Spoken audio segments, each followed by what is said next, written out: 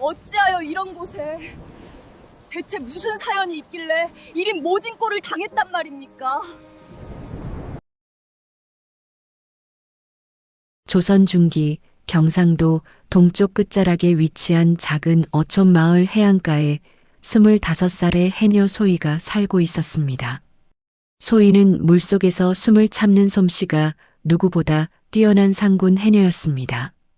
한 번 잠수하면 다른 해녀들이 두세 번 오르내릴 시간 동안 물속에 머무를 수 있었고, 남들이 엄두도 못 내는 깊은 바다 밑바닥까지 거뜬히 내려가 귀한 전복과 해삼을 건져 올렸습니다. 하지만 일찍이 부모를 여의고 천의 고아가 된 탓에 마을 사람들의 따가운 눈총을 받으며 외롭게 지냈습니다.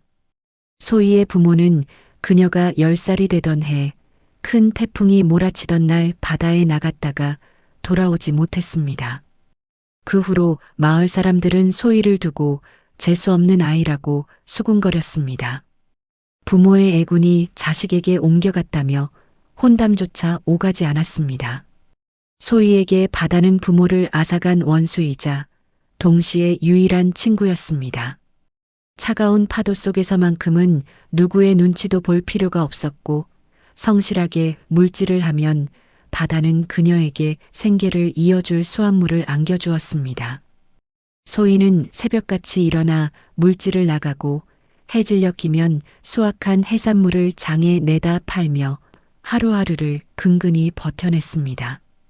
어느 날 밤 하늘이 뚫린 듯 억수 같은 비가 쏟아지고 집채만한 파도가 갯바위를 집어삼킬 듯 몰아치는 폭풍우가 찾아왔습니다. 먹구름이 하늘을 뒤덮고 번개가 불꽃을 토해내며 천지를 흔들어댔습니다. 마을 사람들은 모두 문을 걸어 잠그고 두려움에 떨고 있었습니다. 하지만 소희는 며칠 전 널어놓은 그물이 걱정되어 호롱불 하나에 의지한 채 비바람 치는 바닷가로 나갔습니다. 그물은 소희에게 있어 목숨줄이나 다름없는 귀한 재산이었습니다. 석 달 동안 품을 팔아모은 돈으로 겨우 장만한 것이었기 때문입니다. 치맛자락을 질끈 동여매고 갯바위 쪽을 살피던 소희의 눈에 기이한 형상이 들어왔습니다. 번개가 번쩍이며 세상을 하얗게 비추는 순간 검은 갯바위 틈새 하얀 물거품 속에 사람의 형상이 널브러져 있는 것이 보였습니다. 처음에는 눈의 착각인가 싶어 눈을 비볐지만 다시 번개가 치자 분명 사람이었습니다. 소희는 두려움을 무릅쓰고 미끄러운 갯바위로 다가갔습니다. 거센 파도가 그녀의 다리를 휘감았지만 아랑곳하지 않았습니다.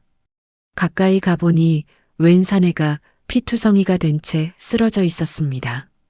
흙탕물에 젖었지만 은은하게 빛나는 비단 도포와 허리춤에 매달린 옥놀이개는 그가 평범한 뱃사람이 아니라 귀한 집안의 도령임을 짐작게 했습니다. 이보시오. 정신 좀 차려보시오. 여보시오. 소희가 다급하게 불렀지만 사내는 미동도 없었습니다. 이마에서는 붉은 피가 빗물에 섞여 끊임없이 흘러내리고 있었고 코 밑에 손을 대보니 숨이 붙어 있는지조차 희미했습니다. 소희는 사내의 맥을 짚어보았습니다. 가느다란 신락 같은 맥박이 끊어질 듯 말 듯 뛰고 있었습니다. 살릴 수 있을지 없을지 장담할 수 없는 상태였습니다. 그때 빗소리 사이로 낯선 발자국 소리가 들려왔습니다. 소희가 고개를 돌려보니 저 멀리 모래사장 쪽에서 삿갓을 눌러쓴 장정셋이 횃불을 들고 이쪽을 살피고 있었습니다. 그들의 허리춤에는 시퍼런 칼이 번들거리고 있었습니다. 폭풍우가 몰아치는 이 깊은 밤에 칼을 차고 누군가를 찾아 헤매고 있다는 것은 심상치 않은 일이었습니다. 분명 이 근처로 떠내려왔을 것이다. 샅샅이 뒤져라. 숨통을 확실히 끊어놔야 한다. 먼 바다에서 들려오는 듯한 사내들의 목소리에 소희의 등골이 오싹해졌습니다. 쓰러진 도령은 단순히 조난을 당한 것이 아니라 누군가에게 쫓기고 있는 것이 분명했습니다. 소희는 순간 갈등했습니다. 저들을 피해 도망치면 자신의 목숨은 부지할 수 있겠지만 숨이 넘어가는 도령을 두고 가면 칼든 자들에게 발각되어 죽임을 당할 것이 뻔했습니다. 소희는 바다는 생명을 품는 곳이라며 죽어가는 것을 외면하지 말라던 아버지의 유언을 떠올렸습니다. 아버지는 태풍이 휩쓸고 간 후 해변에서 죽어가는 물고기들을 하나하나 바다로 던져주시며 말씀하셨습니다. 소희야, 바다는 생명의 어머니란다. 바다에서 살아가는 우리는 그 생명을 함부로 대하면 안 된다. 언젠가 우리도 바다에게 도움을 받을 날이 올 게야. 사람이 죽으란 법은 없지. 살려야 한다. 소희는 젖먹던 힘까지 짜내어 축 늘어진 사내를 둘러엎었습니다. 평소 물질로 다져진 팔다리였지만 건장한 사내를 업고 빗길을 걷는 것은 결코 쉽지 않았습니다.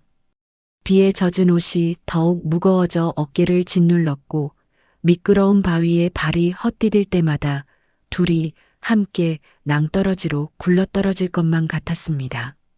소희는 마을 쪽이 아닌 깎아지른 절벽 아래 숨겨진 해식 동굴로 향했습니다. 그곳은 어릴 적부터 소희만이 알고 있는 비밀 장소였습니다. 부모님이 돌아가신 후 마을 사람들의 차가운 시선이 견디기 힘들 때면 소희는 그 동굴로 숨어 들어가 혼자만의 시간을 보내곤 했습니다. 발바닥이 날카로운 돌에 찢겨나갔지만 소희는 아픈 줄도 모르고 걸음을 재촉했습니다. 간신히 동굴 안쪽 깊숙한 곳 마른 모래 위에 사내를 눕히자마자 밖에서 인기척이 들렸습니다. 쫓아오던 자들이 갯바위 근처까지 당도한 것입니다. 이쪽 갯바위엔 없습니다. 파도에 휩쓸려 먼 바다로 떠내려간 게 아닐까요? 아니다. 핏자국이 있었다. 멀리 못 갔다. 저기 저 동굴 쪽을 봐라. 소희는 숨소리조차 낼 수 없었습니다. 사내의 입을 틀어막고 바위 뒤에 몸을 납작하게 붙였습니다. 심장이 터질 듯 뛰었고 귓가에서는 윙윙 소리가 울렸습니다. 놈들의 횃불빛이 동굴 입구를 훑고 지나갔습니다. 바로 그때 동굴 천장에서 박쥐떼가 쏟아져 나갔습니다. 자객들은 깜짝 놀라 뒷걸음질 쳤습니다. 박쥐구리군. 사람 흔적은 없어. 다른 쪽을 보자. 날이 밝기 전에 찾아야 해. 발자국 소리가 멀어지자 그제야 소희는 다리에 힘이 풀려 주저앉고 말았습니다. 온몸에서 식은땀이 흘러내렸고 손이 떨려 멈추지 않았습니다. 하지만 안심할 틈이 없었습니다. 도령의 몸이 불덩이처럼 뜨거워지고 있었기 때문입니다. 소희는 차고 입고 있던 저고리를 찢어 빗물을 적셔 사내의 이마 상처를 닦아냈습니다.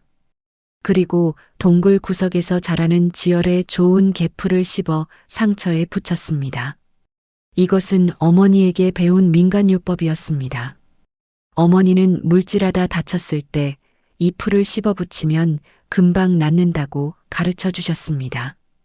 밤새 사내는 고열에 시달리며 알 수 없는 헛소리를 내뱉었습니다.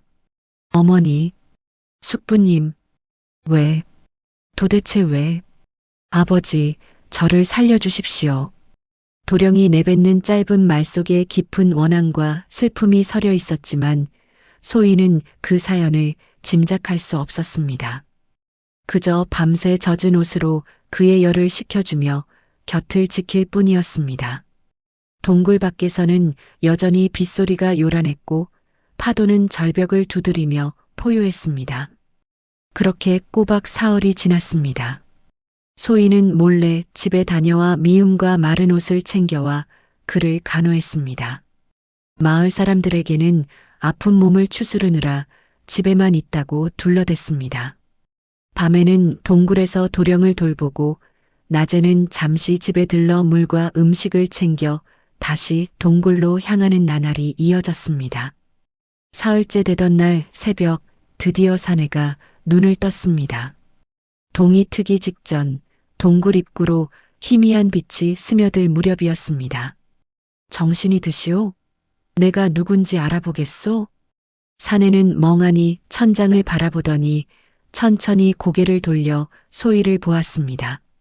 깊고 맑은 눈동자였지만 그 속엔 아무것도 담겨 있지 않은 듯 공허했습니다. 여기가 어디입니까?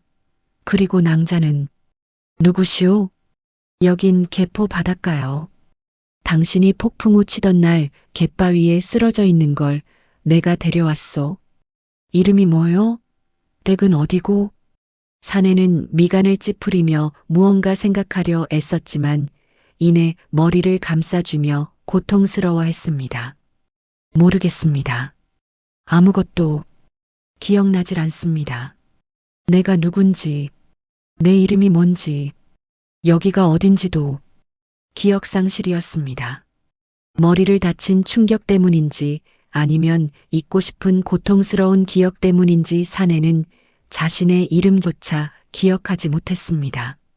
소희는 난감했습니다. 관아에 알리자니 그를 쫓던 자객들이 알게 될 것이 뻔하고 그렇다고 내쫓을 수도 없는 노릇이었습니다. 더구나 아직 몸이 완전히 회복되지 않아 제대로 걷지도 못하는 상태였습니다.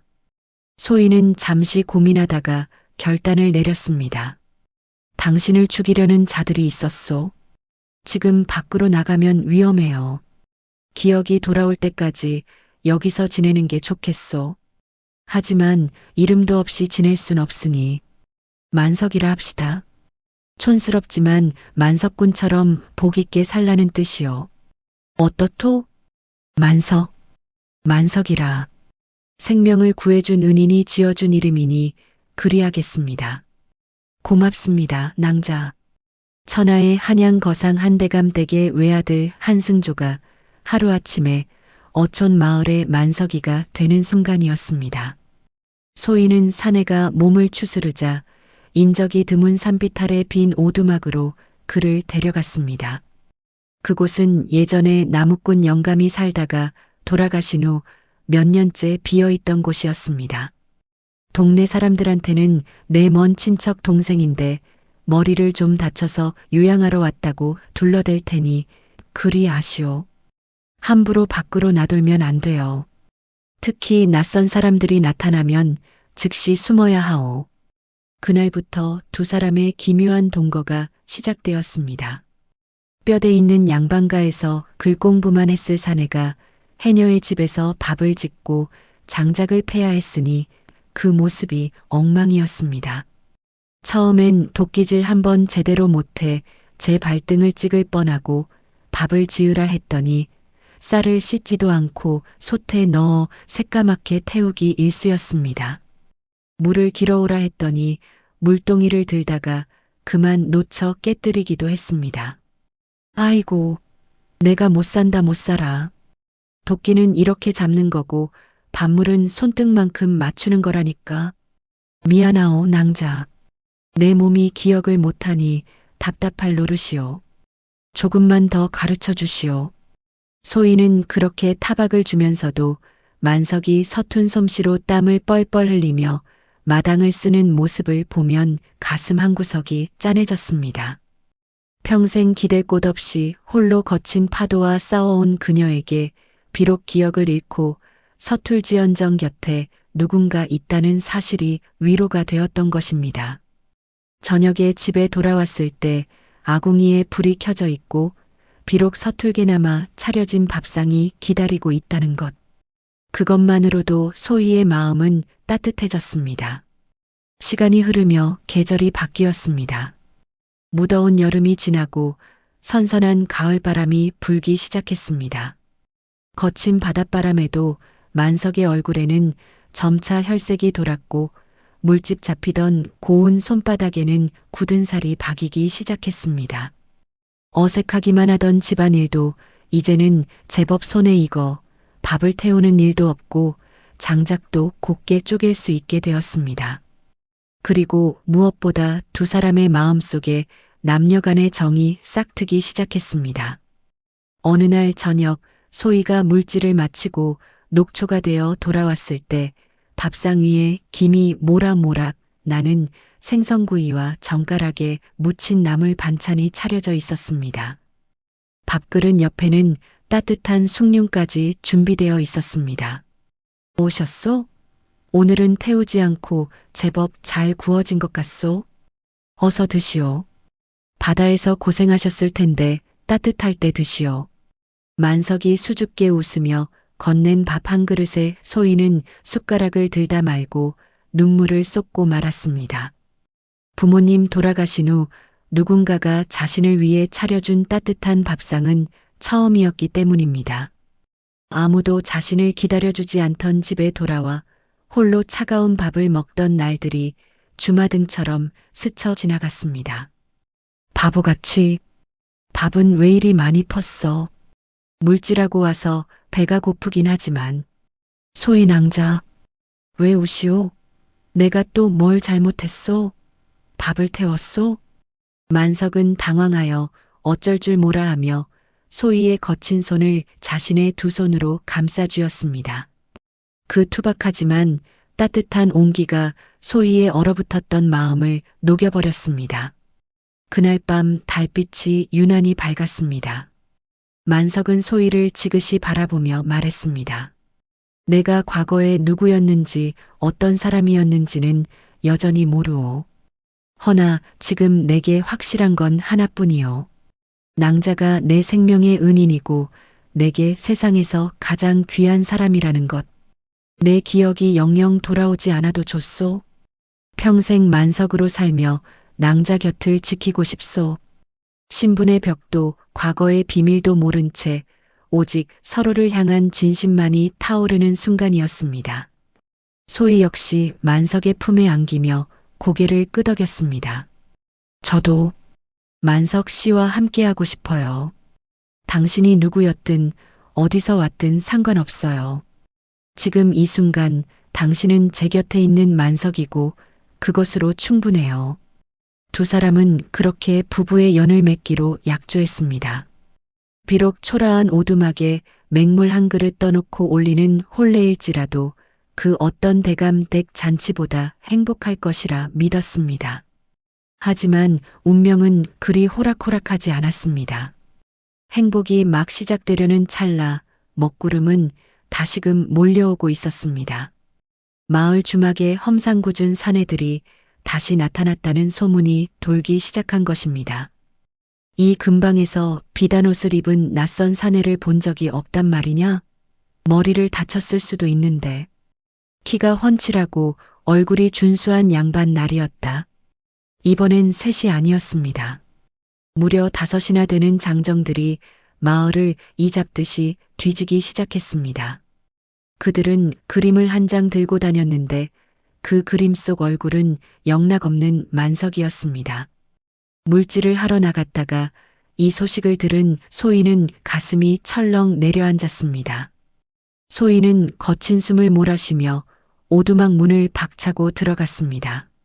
아궁이에 불을 지피고 있던 만석은 소희의 하얗게 질린 얼굴을 보고 쥐고 있던 부직갱이를 떨어뜨렸습니다. 평소 침착하던 소희가 이토록 당황한 모습은 처음이었기에 만석의 가슴에도 불안한 기운이 엄습했습니다. 만석 씨, 어서 일어나요. 지금 당장 여길 떠나야 해요. 소희 낭자, 갑자기 그게 무슨 소리요?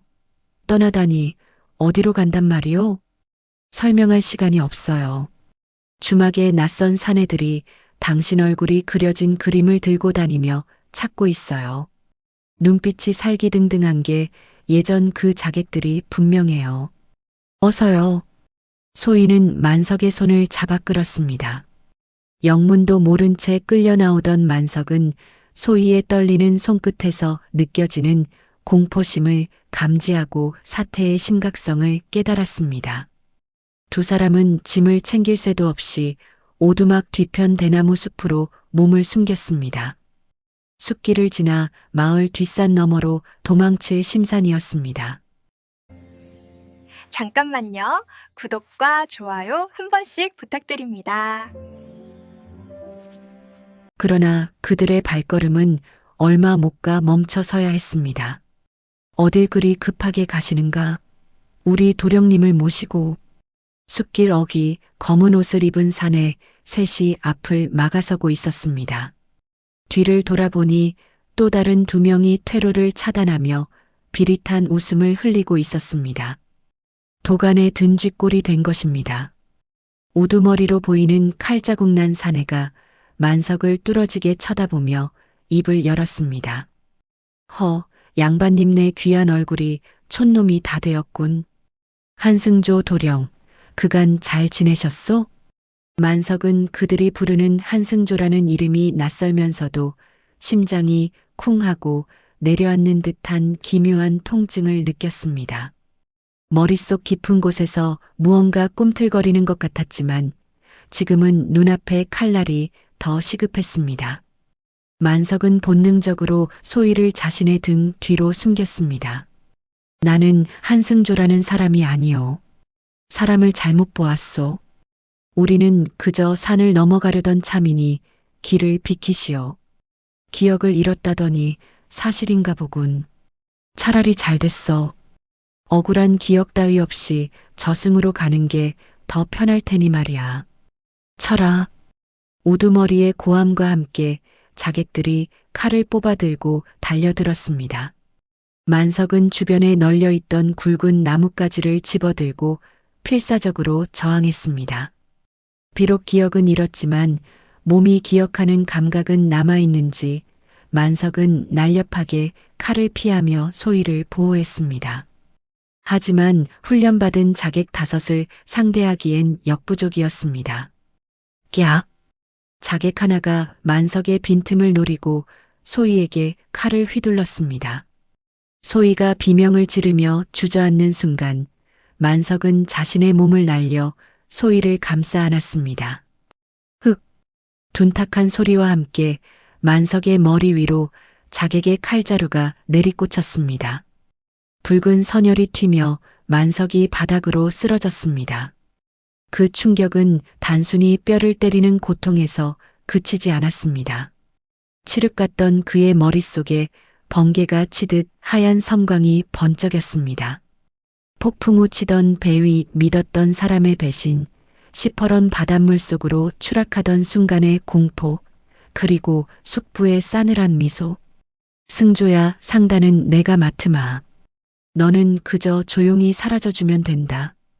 봉인되었던 기억의 댐이 무너지며 모든 진실이 쓰나미처럼 밀려왔습니다.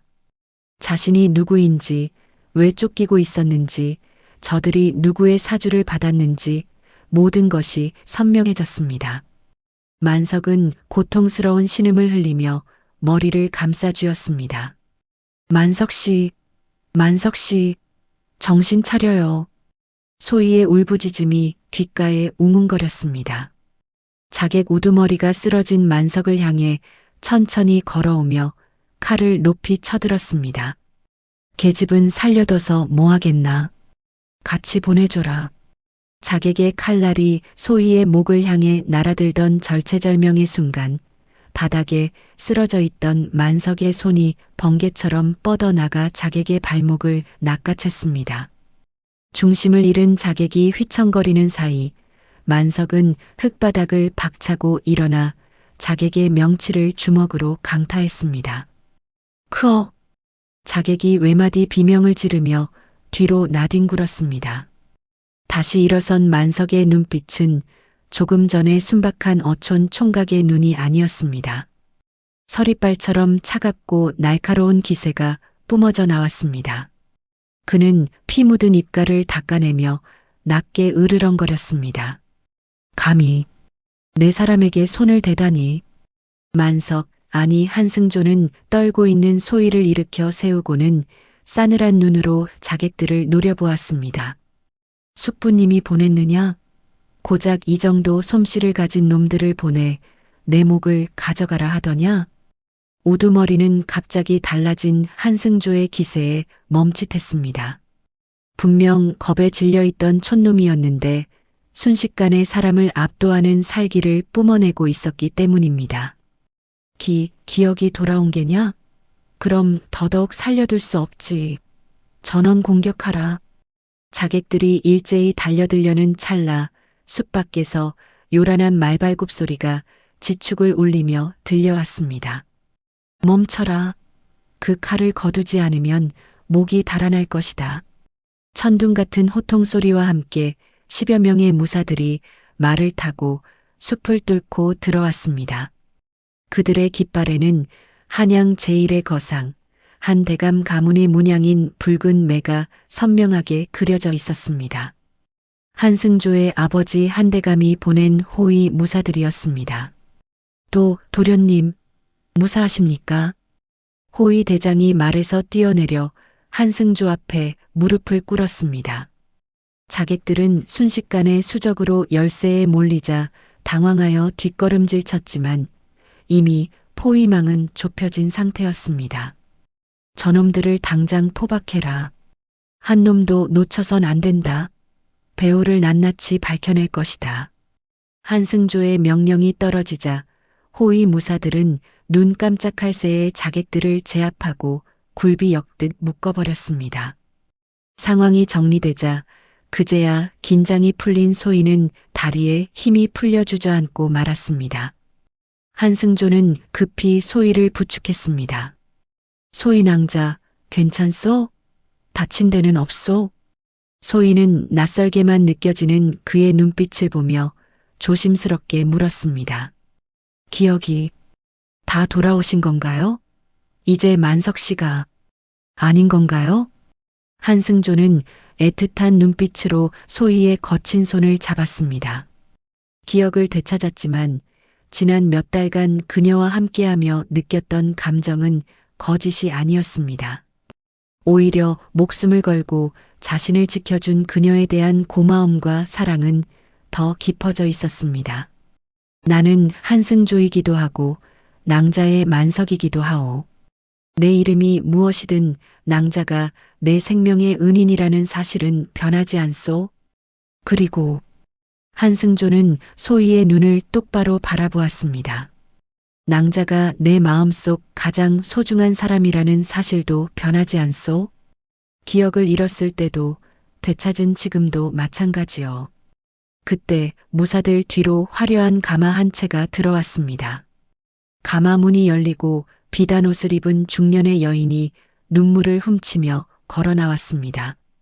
한승조의 어머니 정경 부인이었습니다. 아이고 승조야, 내 아들 승조야. 살아있었구나, 살아있었어. 어머니. 한승조는 달려온 어머니를 부둥켜 안았습니다. 죽은 줄만 알았던 아들을 다시 만난 어머니의 통곡 소리가 대나무 숲을 울렸습니다. 모자의 상봉을 지켜보던 소희는 슬그머니 뒤로 물러섰습니다. 화려한 비단 옷을 입은 부인과 위풍당당한 무사들 틈에 섞인 자신의 모습이 너무나 초라하게 느껴졌기 때문입니다. 해진 무명 저고리에 낡은 치마, 비린내 나는 몸. 소희는 자신이 서 있을 곳이 아님을 직감했습니다. 그녀는 조용히 몸을 돌려 오두막으로 돌아가려 했습니다. 하지만 한승조가 그녀의 손을 놓지 않았습니다. 어머니, 인사 받으십시오. 저를 살려준 생명의 은인이자 제가 평생을 함께하기로 약조한 여인입니다.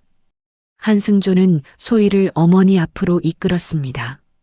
정경 부인의 눈길이 소희에게 향했습니다. 처음에는 아들을 살려준 은인이라는 말에 고마움이 담겨 있었지만 소희의 남루한 행색과 거친 손을 보는 순간 미간이 미세하게 찌푸려졌습니다. 생명의 은인이라. 참으로 고마운 일이구나. 내 덕분에 내 아들이 목숨을 건졌으니 그 보답은 내 섭섭지 않게 하마. 원하는 재물이 있으면 얼마든지 말해보거라. 부인의 말은 정중했지만 그 속에는 명백한 선이 그어져 있었습니다. 재물로 보답을 할 테니 그 이상은 바라지 말라는 무언의 압박이었습니다. 어머니, 재물로 갚을 은혜가 아닙니다. 저는 이 사람과 혼인하겠습니다. 한승조의 단호한 선언에 정경 부인의 얼굴이 굳어졌습니다. 주변의 무사들도 놀란 듯 숨을 죽였습니다. 천한 해녀와 명문가 외아들의 혼인이라니 가당치도 않은 일이었습니다. 무엇이라? 혼인? 승조야, 내가 머리를 다쳐 아직 살이 분별이 안 되는 모양이구나. 은혜를 갚는 것과 집안의 대를 잇는 혼사는 엄연히 다른 문제다.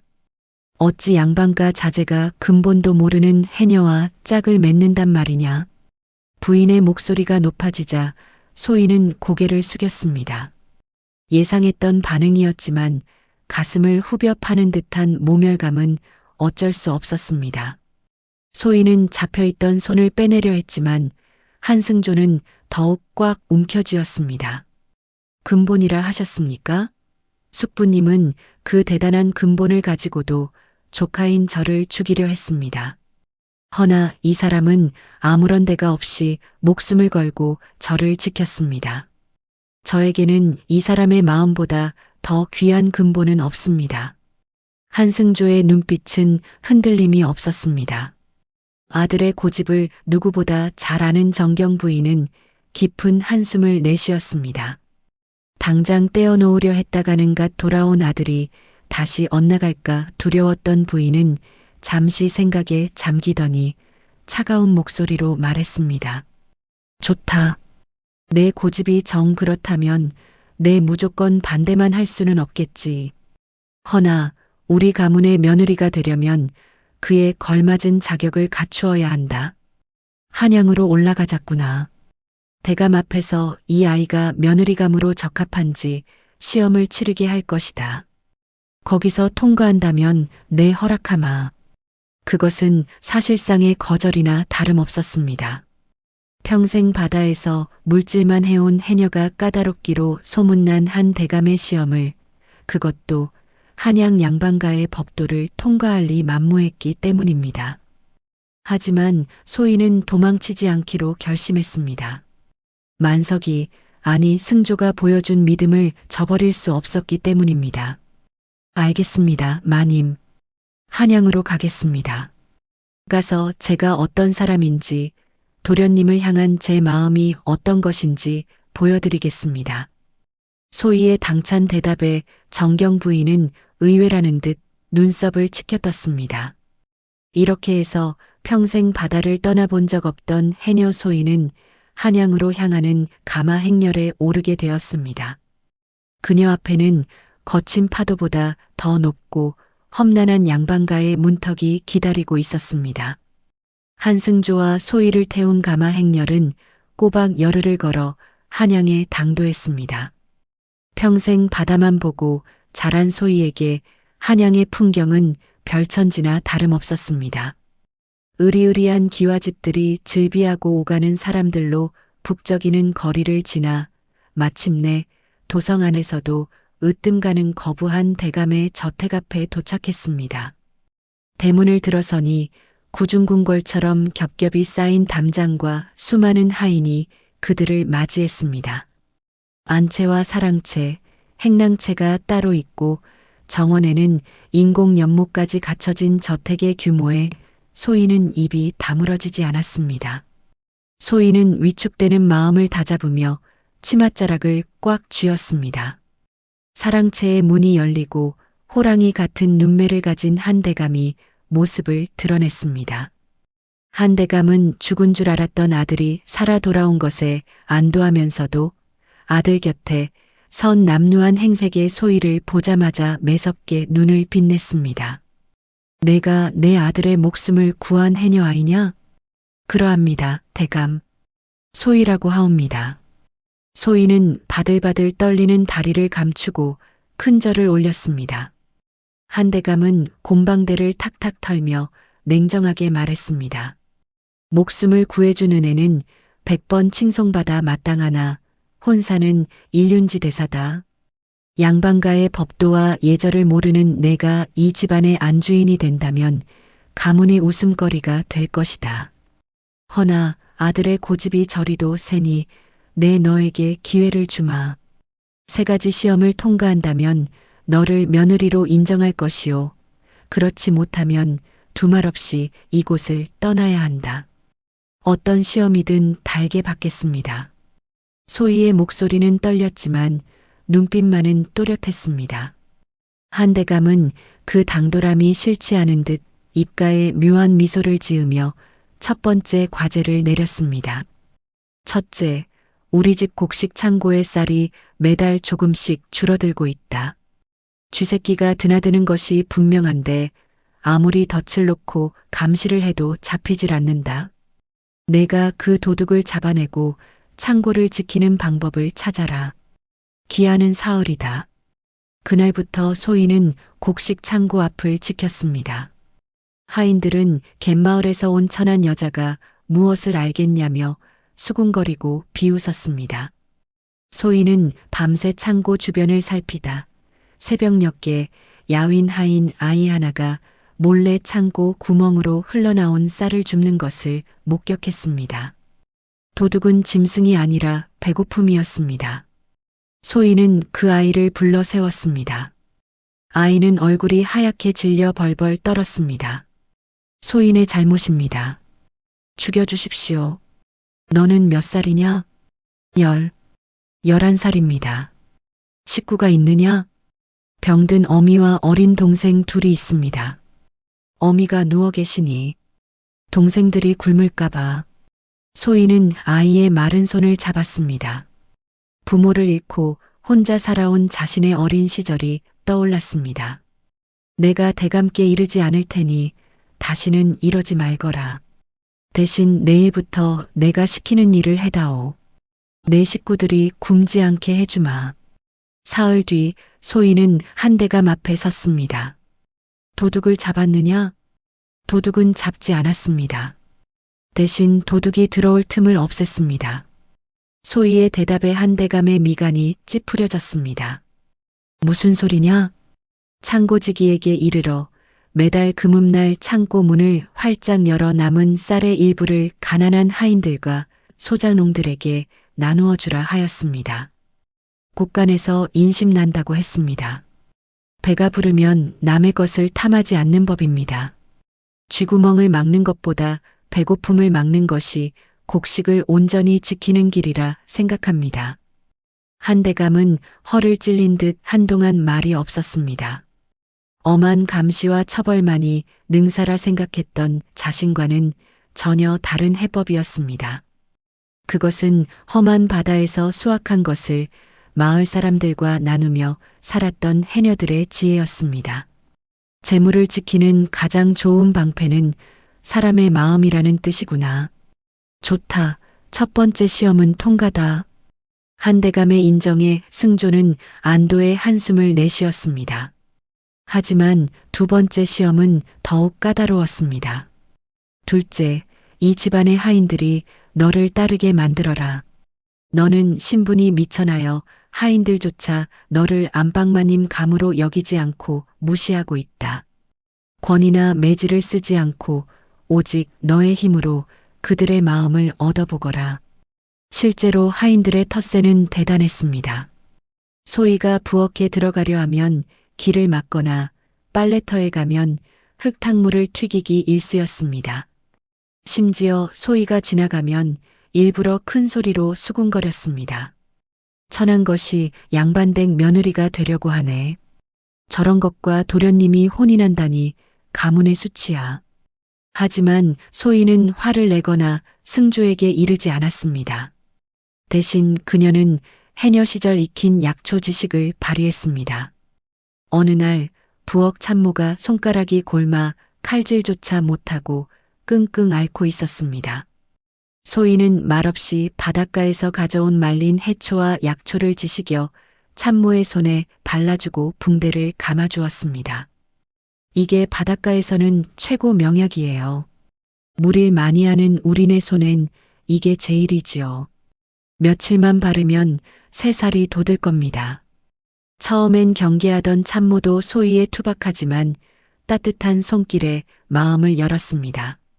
소희는 밤마다 아픈 하인들의 다리를 주물러주고 그들의 고된 하소연을 묵묵히 들어주었습니다. 가장 낮은 곳에서 살아본 사람만이 알 수 있는 고통을 이해해 준 것입니다. 그렇게 보름이 지나자 집안 분위기가 바뀌었습니다.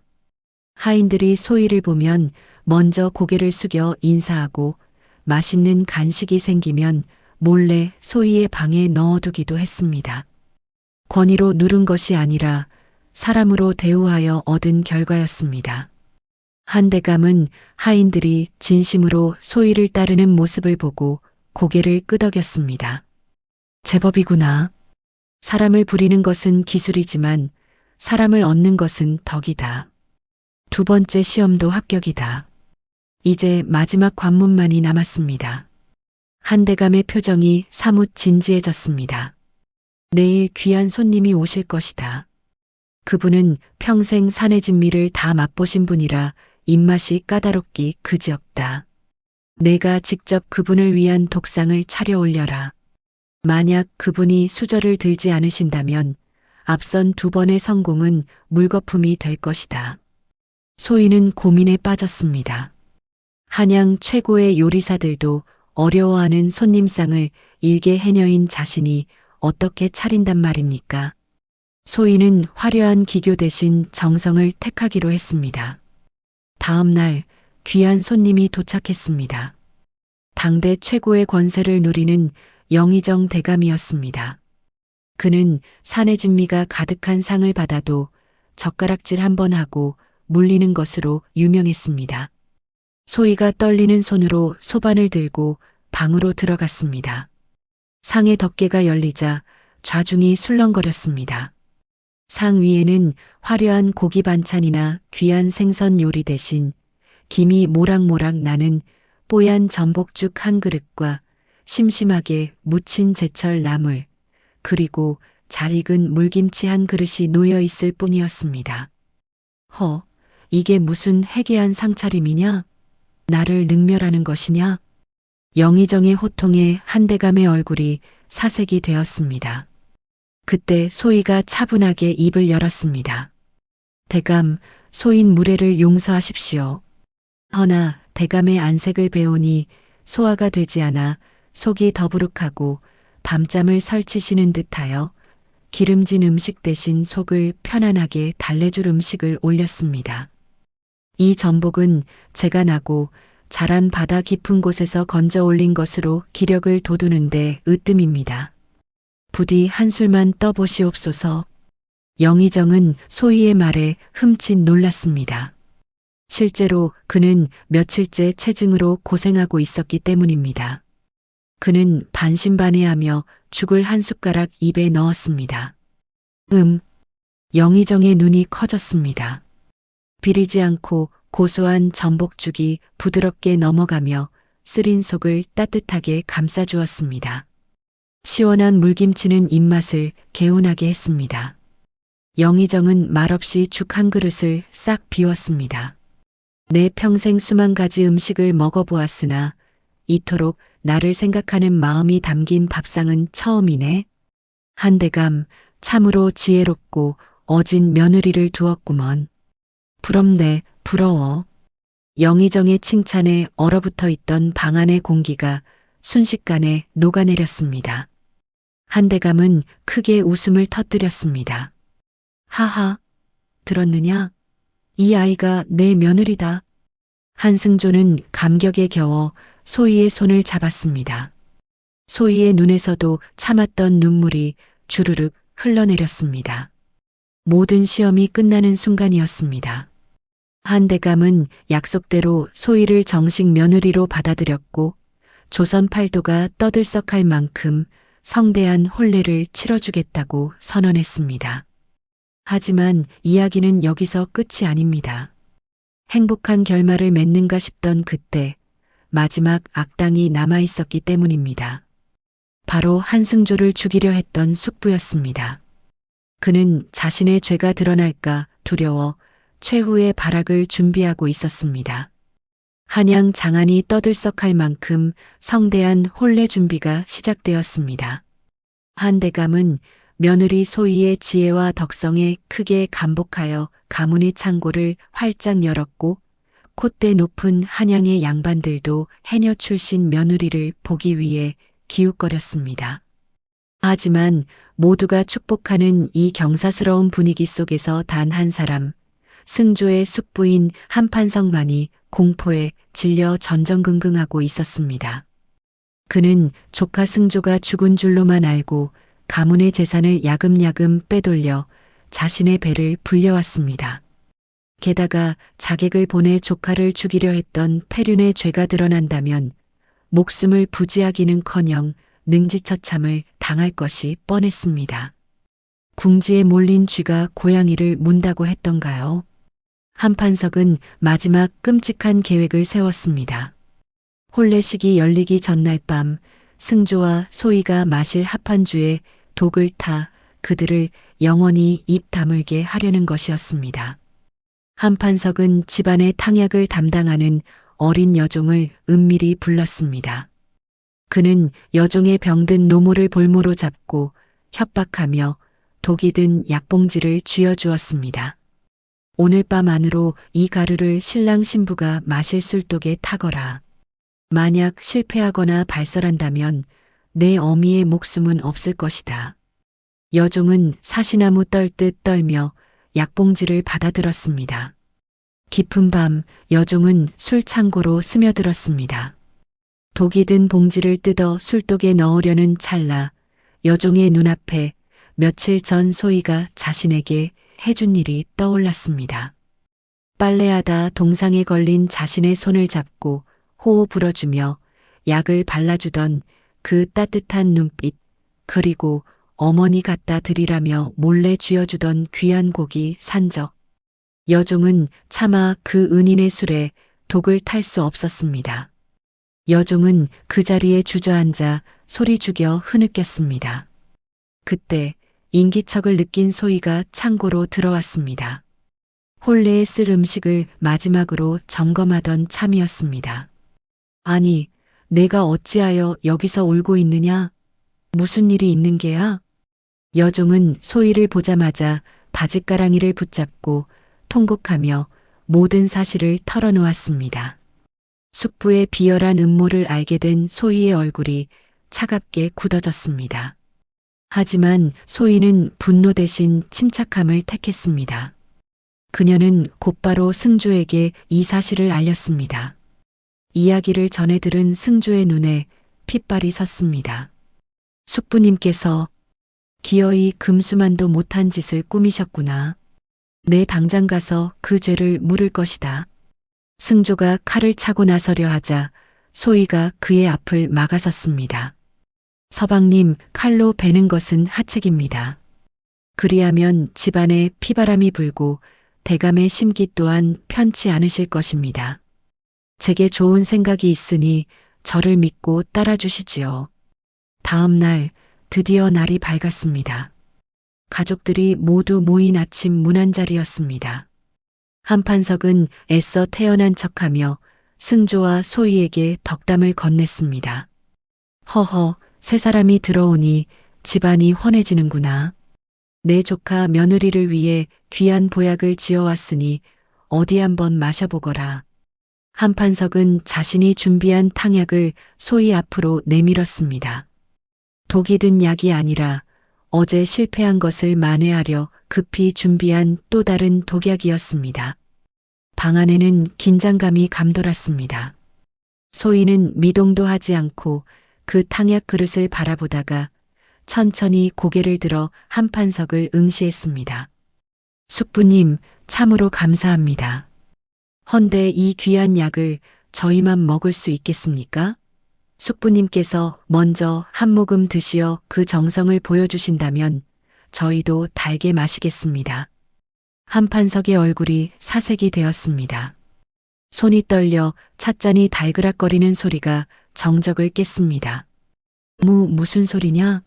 아랫사람이 윗사람에게 권하는 법은 있어도 어른이 주는 약을 의심하여 도로 권하는 법이 어디 있느냐? 그때 승조가 나서며 탕약 그릇을 낚아채듯 들어 올렸습니다. 의심이라 하셨습니까? 그럼 이 약에 든 것이 무엇인지 제가 직접 밝혀드리지요. 승조가 손뼉을 치자 방문이 열리고 어젯밤 울던 여종과 포박된 자객의 우두머리가 끌려 들어왔습니다. 자객은 이미 승조의 호위 무사들에게 신문을 받고 모든 것을 실토한 상태였습니다. 이놈, 내 놈이 여기가 어디라고 감히.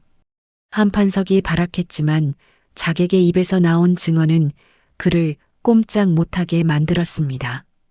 과거 승조를 바다에 빠뜨리라 사주한 것부터 집안의 재산을 빼돌린 장부까지 낱낱이 드러났습니다. 모든 진실을 알게 된 한대감은 충격에 휩싸여 뒷목을 잡았습니다. 내 놈이, 내 동생이라는 놈이 조카를 죽이고 집안을 말아먹으려 했단 말이냐?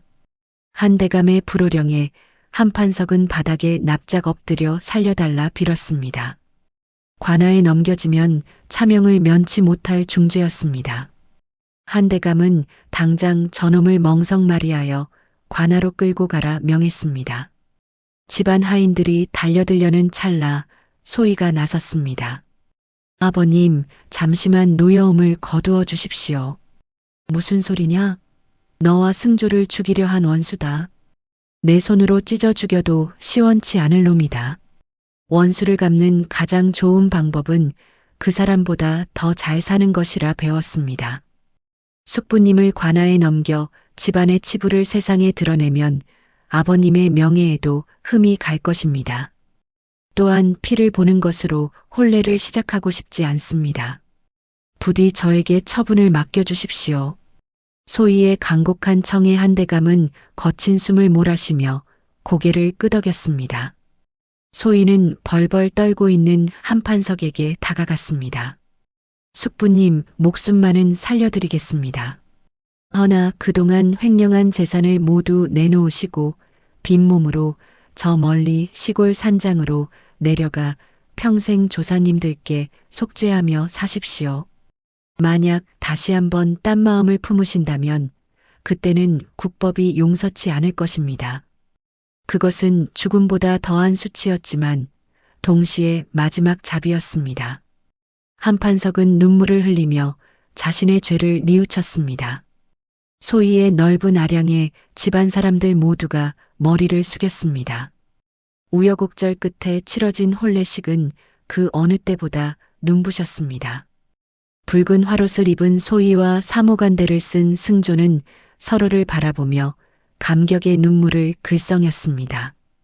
거친 파도가 몰아치던 밤 갯바위에서 시작된 인연이 마침내 부부의 연으로 결실을 보는 순간이었습니다. 혼례식에는 한양의 명사들이 모두 모였습니다. 영의정을 비롯한 조정의 대신들, 그리고 인근의 양반과 사람들까지 모여 축하를 보냈습니다. 처음에는 해녀 출신 며느리를 의아하게 여기던 사람들도 소희의 단정한 예법과 지혜로운 말씨에 감탄했습니다. 저 여인이 정녕 천민 출신이라 하는가? 어찌 저리도 예의범절이 바르고 처신이 의젓한가? 듣자 하니 한대감의 3가지 시험을 모두 통과했다지 않는가? 신분이 낮다 한들 덕성이 높으면 그것이 곧 진정한 귀함이지. 혼례 후 첫날 밤 승조와 소희는 촛불 아래 마주 앉았습니다. 승조가 소희의 손을 잡으며 말했습니다. 부인, 그 폭풍 우 치던 날 갯바위에서 나를 구하지 않았다면 오늘 이 자리는 없었을 것이요. 당신이 내 생명을 구해준 것이 아니라 내 인생을 구해준 것이요. 저도 마찬가지입니다. 서방님을 만나기 전에는 그저 하루하루 살아가는 것만으로 버거웠어요. 하지만 서방님과 함께하면서 삶이 얼마나 따뜻하고 아름다운 것인지 알게 되었습니다. 두 사람은 서로를 끌어안았습니다. 신분의 차이도 과거의 아픔도 이제는 중요하지 않았습니다. 오직 서로를 향한 사랑과 믿음만이 남아 있었습니다. 세월이 흘러 한대감 댁은 더욱 번창했습니다. 소희는 안방마님이 된 후 숙부에게서 환수한 재산과 집안의 곳간을 털어 구율소를 세웠습니다. 흉년이 들면 쌀을 풀고 병든 자가 있으면 약을 나누어 주었습니다. 가난한 아이들이 글을 배울 수 있도록 서당도 지었고 갈 곳 없는 과부와 고아들을 위한 보금자리도 마련했습니다. 사람들은 그녀를 해녀마님이라 부르며 칭송했습니다. 한때 천한 신분이라 손가락질 받던 그녀가 이제는 한양에서 가장 존경받는 여인이 된 것입니다. 승조는 과거에 급제하여 백성을 위한 어진 관리가 되었고 두 사람 슬하에는 토끼 같은 자식들이 태어나 웃음꽃이 끊이지 않았습니다. 소희는 자식들에게 늘 이렇게 말했습니다. 너희는 비록 양반가에서 태어났지만 너희 어미는 천한 해녀였단다. 신분이 높고 낮은 것은 중요하지 않아. 중요한 것은 다른 사람을 얼마나 따뜻하게 대하고 어려운 이웃을 얼마나 돌보느냐는 거란다. 그것이 진정한 귀함이란다. 아이들은 어머니의 가르침을 가슴에 새기며 자랐습니다. 어느 맑은 날 소희와 승조는 아이들의 손을 잡고 예전 그들이 살았던 개포 바닷가를 찾았습니다. 잔잔한 파도 소리를 들으며 승조가 소희의 손을 잡고 말했습니다. 부인, 그때 그 폭풍우가 아니었다면 내 인생은 어찌 되었을까 싶소. 당신을 만난 것이 내 생의 가장 큰 복이요. 저 또한 그렇습니다. 거친 파도가 저에게 가장 귀한 보물을 가져다 주었으니까요. 우리가 받은 이 복 평생 세상에 갚으며 살아가요. 두 사람은 서로를 마주보며 환하게 웃었습니다. 아이들은 바닷가를 뛰어다니며 조개를 줍고 파도와 장난을 쳤습니다. 소희는 그 모습을 바라보며 문득 돌아가신 부모님을 떠올렸습니다.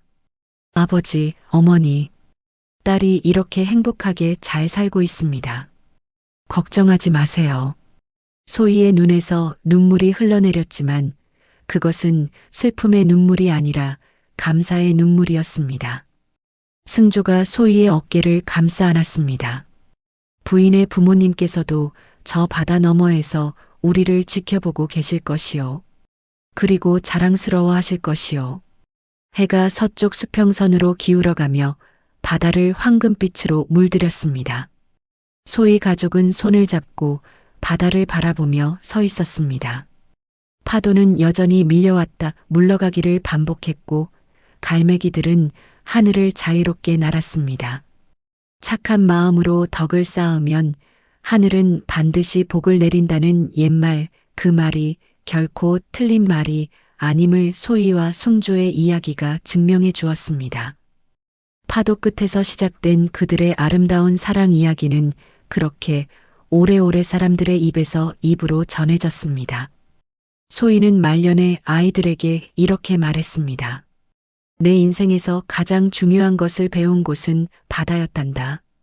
바다는 거센 파도로 모든 것을 쓸어가기도 하지만 동시에 귀한 보물을 안겨주기도 하지. 인생도 마찬가지란다. 시련이 닥쳐도 포기하지 말고 좋은 일이 생겨도 교만하지 말아라. 그리고 무엇보다 사람을 소중히 여기거라. 그것이 내가 너희에게 남기고 싶은 가장 큰 유산이란다. 소희와 승조는 함께 늙어갔고 백발이 성성할 때까지 서로를 사랑하며 살았습니다. 그들이 세상을 떠난 후에도 그들의 선행은 계속되었고 그들의 이름은 영원히 기억되었습니다. 오늘도 시청해주셔서 감사합니다.